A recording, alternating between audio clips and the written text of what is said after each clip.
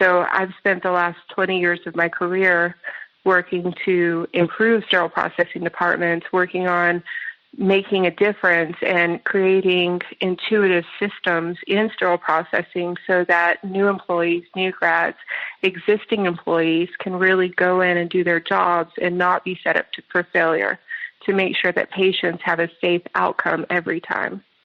What if one conversation could save a life?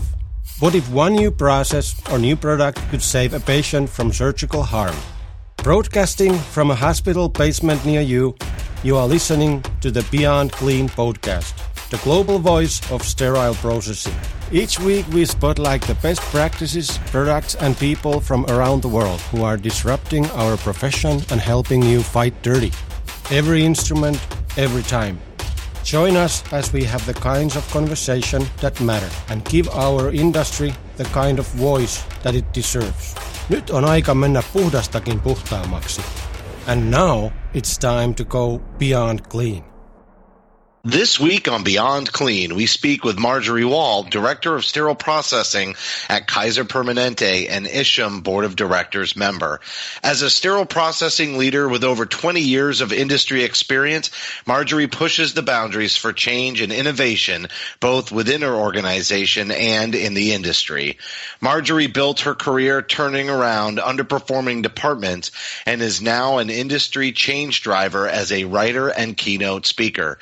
Marjorie has achieved a Master's of Organizational Leadership from Azusa Pacific University, CRCST, CIS, and CHL certifications for Isham, along with being a certified Six Sigma Black Belt from the American Society for Quality. Marjorie has personally developed 12 frontline staff into SPD leaders and 13 SPD techs into Six Sigma Yellow Belts. Marjorie Wall's life philosophy is, sometimes you have to take a leap and build your wings on the way down. We have to be willing to change and improve through the toughest challenges, and we have to lead SPD. So, Mike, Marjorie's going to be a great interview. And right there at the end, we talked about being willing to change. And so now we're going to talk with Marjorie about how to get those changes to happen through process improvements and making those possible for all of our listeners out there in the industry. So I'm excited because I've seen Marjorie's great work, and I know lots of people who've had great experiences with her. And obviously it's touted very well in her bio, but Mike, I think you know Marjorie well, and this is going to be a great way to kick off season 7. Yeah, you're absolutely right. And I mean, if you haven't followed Marjorie on LinkedIn, you really need to question what you're doing, because everything that she posts is super high quality. And the topic that we're going to be talking about is something that she's very well versed in. And it's something that has kind of weaved its way through a number of our interviews, but we've never specifically talked about, which is process improvement. And this is something that really needs to define who we are as CS leaders. And honestly, I can't think of anybody better to talk about this particular topic than Marjorie. So yeah, I'm very hyped for this. As a reminder, you can subscribe to Beyond Clean on iTunes, Stitcher, Google Play, and Spotify, or search for Beyond Clean on your favorite podcast application. We can also be heard on the Sterile Education app, available on iTunes and Android. Follow Beyond Clean on Twitter at Beyond Clean Info, Facebook.com/Beyond Clean Podcast, LinkedIn.com/company/Beyond Clean, or Instagram Beyond Clean Podcast. Find our videos, including Fighting Dirty with Hank Balch, Real Talk with Bob Mars, and Beyond the Headlines with Mike Matthews at youtube.com/Beyond Clean. Beyond Clean also offers social media and podcast consulting for vendors, along with survey preparation and remote consulting services to hospitals, surgery centers, and clinics. For more information, email info@beyondclean.net. Finally, Beyond Clean is moving to a new format for issuing CE CE credits for our podcast. Beginning this season, we will be certifying the entire season of 8 episodes all in one. That means just one quiz at the end of the season for all the credits on one certificate. We'll be right back after a short break. You're listening to Beyond Clean, the global voice of sterile processing. Joining us now is Marjorie Wall, Director of Sterile Processing at Kaiser Permanente and Isham Board of Directors. And Marjorie, we're really excited to have you on the show. I see you on LinkedIn all over the place. You're chiming in, you're engaged in the discussion, and you're raising awareness for sterile processing. And the thing we're going to talk to you today about is making process improvement possible. And I know there's lots of people who sometimes listen to these podcasts and they think to themselves, that sounds like a great idea, but I don't even know where to get started, or so-and-so would never let me do that. And I think that this is going to be a great podcast for those people, and you're going to really make a difference by coming on the show today. So I just wanted to thank you and welcome you to your first interview on the podcast. Thank you so much. I'm absolutely excited to talk to you guys. There's so much going on in the industry right now. We hear on the news all kinds of problems. You know, I've consulted at a lot of hospitals. I've worked at a lot of hospitals. And there's a point where, as an industry and as individual leaders, we have to make a decision to change and be better. So I think creating a good process improvement plan for you and your organization can be a big pathway to making that impact. Well, Marjorie, I know when we got prepared for this interview, you had a really great story to tell. So before we get started, why don't you just talk about your experiences and help everybody get warmed up to this concept of process improvement? That sounds great. So I want to be honest with you. I started in the industry back in the 90s. And when I started in the industry, I was actually a mathematics major at the University of Georgia on a full scholarship. And I was working in sterile processing on the weekends. And I tell you the story because it's going to tell the why. Why is process improvement so important? When I started at this hospital, I went through a few weeks of training, and then I was put to work on the weekend by myself. When I worked on the weekend, we did, if you remember the old DHS Synthes hip trays, we had 2 of those procedures, and I washed both of those trays and processed them, assembled, sterilized, whole process. The following Monday, they had another patient needing that tray. And when they went to use the tray, they pushed a guide pin through one of the reamers, and a worm of blood came out the other end with the old guide pin from the prior procedure. So the patient's already under anesthesia. They're well into the procedure, and the whole back table is contaminated. So they break everything down, and then they get the second tray. And the same thing happens. The worm, the guide pin, everything comes out. It's absolutely devastating for the surgeon and the patient, that's under asleep at the table. So the hospital resolves it. The patient completes their surgery.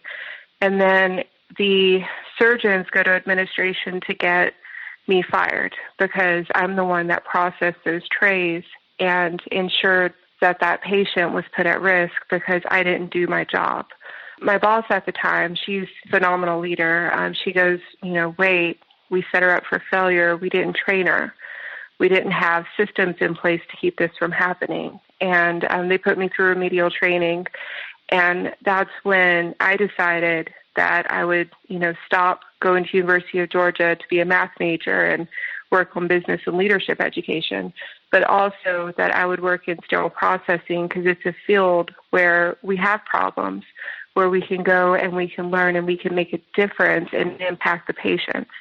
So I've spent the last 20 years of my career working to improve sterile processing departments, working on making a difference and creating intuitive systems in sterile processing so that new employees, new grads, existing employees can really go in and do their jobs and not be set up for failure, to make sure that patients have a safe outcome every time. That's really the why behind why process improvement is so important. Marjorie, one of the things that I appreciate about you is you just brought to light something so important for not only just the newest generation of sterile processing technicians, but also a majority of individuals in this industry is really figuring out what that why is. Why do you show up every day? Why do you do this hard work? Why do you even talk about process improvements? Why is that important? And one of the things I would like to do is start by defining some terms. Let's talk about what is process improvement and why do you need to plan for it in a sterile processing department? So process improvement is really looking at your systems in your department and working with your team and figuring out how you can get your systems to function at the highest level possible. Eliminate as much waste as possible, make it a consistent process that gives you a consistent, safe result that's compliant with regulatory standards. The reason why you need to plan for it is because if you don't, you're going to fail. If you can't put a plan in place and get buy-in from your crew, as well as your administration team, you're not going to have engagement and support in your systems from your crew, and you're not going to have the financial and budgetary resources that you need to be successful from administration. So you have to plan. And Marjorie, I got to tell you, that story was extremely meaningful just because it really sets the stage for a number of things that we've talked about.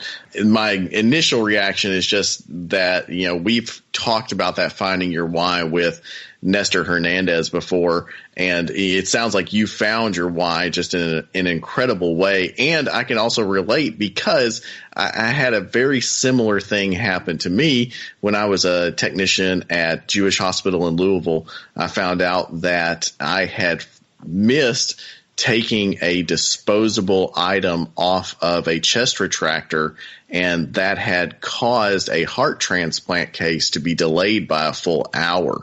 But you can bet from that point on, I never missed checking for those disposable components again. But, it does illustrate a very serious problem with OR and hospital culture, which is when a problem happens, kind of the knee-jerk reaction is, well, let's just fire the person who's responsible rather than, well, let's look at the processes and see what we can fix rather than, just fire this person and bring in the next one. So that highlights a very real cultural problem that we have. So I would like to talk to you then about, in the grand scheme of challenges that our industry faces, how do you choose a particular focus area for process improvement? Because honestly, there's a lot of things that you could choose. So how do you pick any particular one to focus on? So when I'm looking at where I'm going to focus on, it's really dependent on the organization that I'm working with or looking at. And it's looking at the needs that they have. So a lot of that is talking to the people, the OR key stakeholders, but also the SPD crew, because they're the ones that are living it day to day. They know their frustrations and their pain points. But overall, looking at that and then looking at the systems and what can change to make things better. Missing instruments is a great example. If you have a lot of missing instruments, the OR doesn't have the critical instrument that they need, and OR is blaming SPD for losing it. SPD is blaming OR for throwing it away in the towels, right? So it's going back and, conducting a root cause analysis, figuring out the areas that are creating that risk factor, and then defining that as your focus area. So for me, with process improvement, I tend to look at tray accuracy, tracking, documentation, and compliance, physical workflow, and then staffing and engagement as the 4 areas that I look at to build into a plan. And then I may work on all of those areas at once, or I may pick 1 or 2 or 3 things to get quick wins and buy-in into the change management process. And then it's, start working through using Six Sigma tools and building engagement and making an impact with your team. Marjorie, one of the things that I've learned is a little bit about your process improvement plan. I know you've held a lot of significant leadership roles in sterile processing, and a consistent theme that runs through your process improvement plan is really utilizing data to determine tray needs, to determine staffing needs, and really using that data to build a case for administration. One of the things, however, that I did notice is when you focus on the specific focus area of staffing needs, if you don't motivate your staff, if you don't engage them, if you don't pay them for what they're worth, giving them the tools and resources they need to succeed, you won't be able to retain those staff members. And one of the things that I noticed is that you really focus on not just adding an element of education to training, not just expecting a level of engagement, but really improving the education and facilitating engagement by getting people involved. I think something that would be really helpful for the listening audience is talking about project timelines, because we can talk till we're blue in the face about the importance of these improvement ideas, but what exactly does an implementation timeline look like? Let's start with, how long did it take for you to develop this plan itself? For example, how long did it take you to come up with these particular focus areas? Sure. So I've worked at a few hospitals over the years, and I've turned around a few departments in my experience. So with that, industry experience, I was able to build kind of my plan and my structure rather quickly. For me, with, again, my experience, it usually takes me 2, maybe 3 months most to have a really good 1 to 2 year plan as far as the projects that I want to accomplish in 1 to 2 years goal. I would say for someone with less experience, maybe just starting to try using some of the process improvement tools, I would pick 1 to 2 projects that you could accomplish in 1 to 2 months. And then when you get some more experience, build some longer, 1 to 2 year goals. So my 1 to 2 year plan probably has 18 different projects or initiatives that are rolled up under it. And I have a Gantt chart that shows where this project starts, this one ends, the next one starts, the next one ends. This project builds into this project. For example, cleaning up data, getting data integrity for account sheets and nursery menus. That project starts prior to tray optimization, where you're looking at, reducing redundant instruments or instruments that aren't used in your trays. Or even on-screen assembly, if you're implementing a new computer system, you need to do this data work before you do that data work. But it's really creating a big view, but also creating the small steps that it's going to take to get to that big end goal, and then celebrating it when you get there. So the next thing is you've got the plan ready, you know what you're going to do, and not only do you have to recruit your coworkers and your teammates, but then you've got to get potentially financial resources behind it or just other commitments. And to do that, you've got to take this whole plan, then you've got to put it into a presentation that's digestible, that hits the main points. And so talk about what you focus on when you're packaging this up into a presentation, and then who you're trying to get it in front of.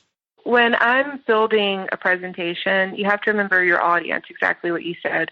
What's the point of getting a presentation and getting it in front of someone? And that's to get resources.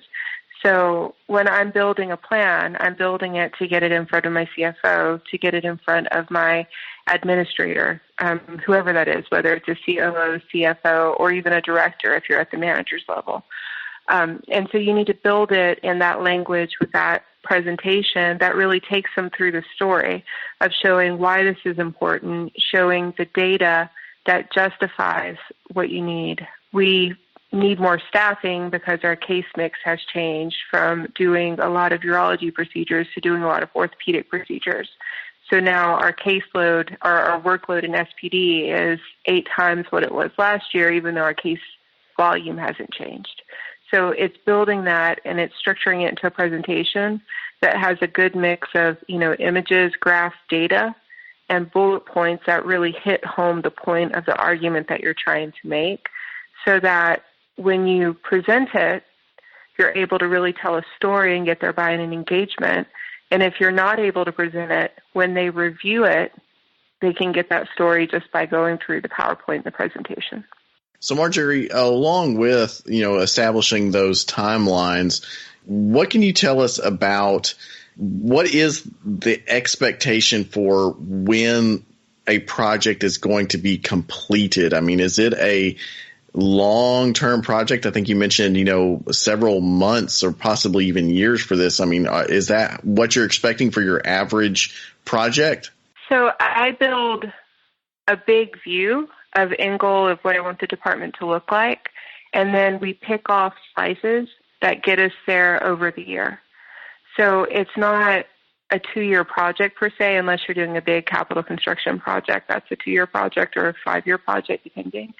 It's more of, my favorite example is looking at missing instruments as an example.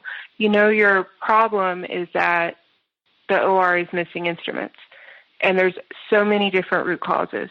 You pick the one root cause that you think is the main problem that's leading to your defect, leading to your missing instruments, and then you implement it. So for us, we looked at one-piece flow. So we were experiencing a lot of missing instruments. We had a large backlog, 350 trays down every night. We were not zeroing out every night. Again, I just want to say that number again, 350 trays down every night. And SPD staff were assembling the trays, but they couldn't find the missing instruments. So there were solutions thrown out. Let's buy more instruments, right? Let's get people dedicated to do nothing but searching for missing instruments and giving those to the people that are assembling sets. And then I had an employee that came up with an idea of color coding the trays. So as the trays came out of the case carts, they would be color coded a color for that case cart. Then those trays would get processed together. The next case cart would come, they would be a different color. Those trays would get processed together, and they would go through that process all day. So Decontam would assemble trays first in, first out. Assembly would assemble trays first in, first out. Well, what we found was that our missing instrument rate dropped down by 80%. And the reason for that is staff weren't having to search through 350 trays. They were able to search through the 4 trays that were from that one case cart. We also found that our backlog, just from that one change, went from 350 trays a night to around 100. So it really smoothed out our process, and we were able to implement that. And it took us about 3 weeks to come up with all the ideas and get the buy-in, and it took us about 6 weeks to be able to show that it worked. Boy, that data is so important. Measurable results that also builds almost like a tidal wave of confidence in future process improvements. So when you get a couple of wins like that and prove that you can do it, then people start to believe that the next idea is a good one and the next idea is a good one. And it also gives you some leeway. If a couple of ideas don't work, nobody says, one of those again. And I think that's critically important to gaining momentum towards just overall improvement of any department. And so this next question I have for you, I kind of think I might already know the answer, but I'm going to ask it anyway. Which focus area really gets you the most excited, and why? So I'm a little bit of an SPD nerd. So what gets me the most excited is data. So when I look at tray accuracy and I'm looking at tracking, documentation, and compliance, when I'm looking at staff and engagement and physical workflow, it's all data to me. As far as what's going to get you the most impact, it's going to be looking at your physical workflow and using your physical workflow to do exactly what you just described, which is building that momentum, building that employee engagement, and getting administration's trust to invest into your ideas. So it's a 2-part answer. So I think what's going to get you success is focusing on physical workflow.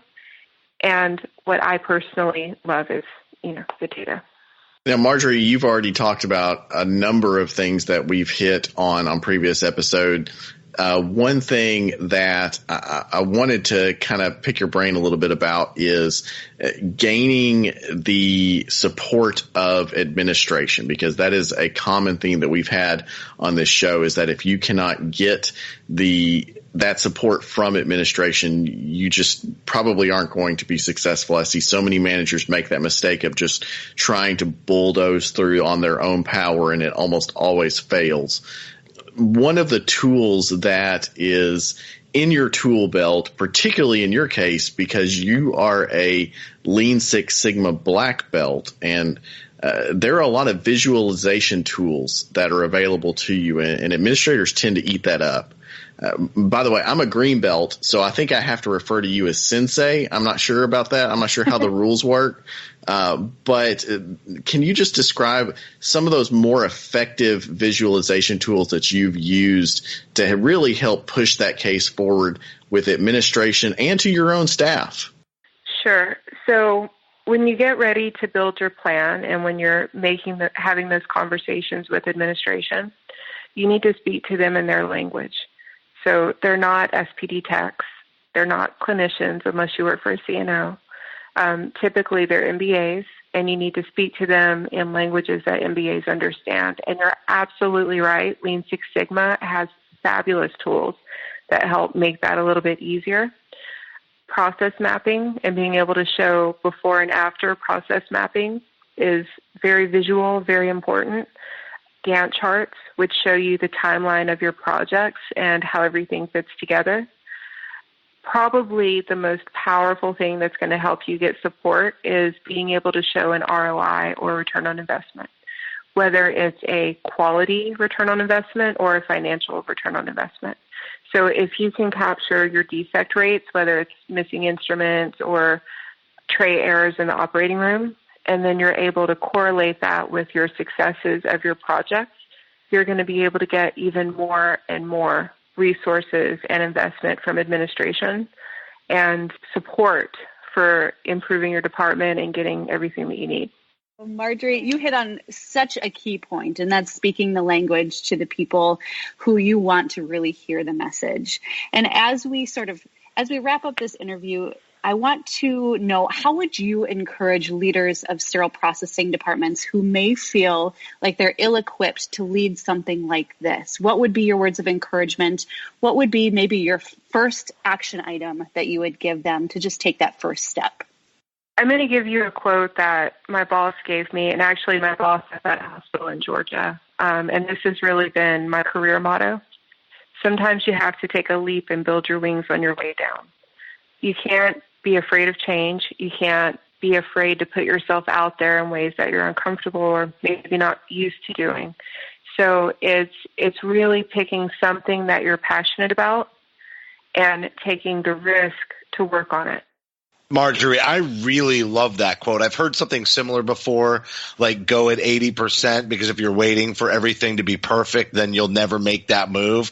But I like it even more what you said and the way that you just put it, because it speaks to a much greater level of bravery, which is what it really takes. And so take a leap and build your wings on the way down is a great quote. I can't tell you how much I've appreciated this interview. It's gone very quickly, and I can tell just by that we're going to have you back on for a future episode as well. Well, I love speaking to you guys. I'm a big fan of Beyond Clean. I love the impact that y'all are making in the industry, and I'm hoping there's more SPD leaders out there that are willing to step up and help make a difference. That was Marjorie Wall, Director of Sterile Processing at Kaiser Permanente and Isham Board of Directors. Lindsay, I'm really ecstatic with the content that we put out to kick off Season 7 with Marjorie. And I know we just barely glossed over the surface of this. And when we talk about having guests back on in the future, I can see Marjorie joining us again. I completely agree. And you know what, Justin, this is another great interview that really reinforces the need to utilize hard and fast data to make informed decisions for the sterile processing department. And Marjorie said it herself, she geeks out about the data. But the difference is it's told from the perspective of a sterile processing leader who is taking charge of this process, working in real time with real staff to implement process improvements that not only increase efficiencies and eliminate labor waste, but they also save the sterile processing department a heck of a lot of money and a matched amount of unnecessary stress. So I'm really excited for our audience to listen to this interview. One of the great signs of great leaders is that they share their knowledge and they develop others. They're not threatened that they're going to lose their job in making other people great. And so that's an excellent leadership skill that Marjorie definitely has. And so who knows, maybe we'll even talk to some of the people that she's developed who have gone on to do other great process improvements themselves. But that's going to do it for this week's show. As a reminder, you can help support us by subscribing to Beyond Clean on iTunes, Stitcher, Google Play, and Spotify. We'd certainly appreciate a rating and a review because your feedback is important to the show. And if you have any topics that you'd like us to cover on a future episode, or if you'd like to share a picture anonymously on our Instagram page, just send an email to info@beyondclean.net. On behalf of Lindsay, Mike, and myself, thank you for listening to this week's edition of Beyond Clean.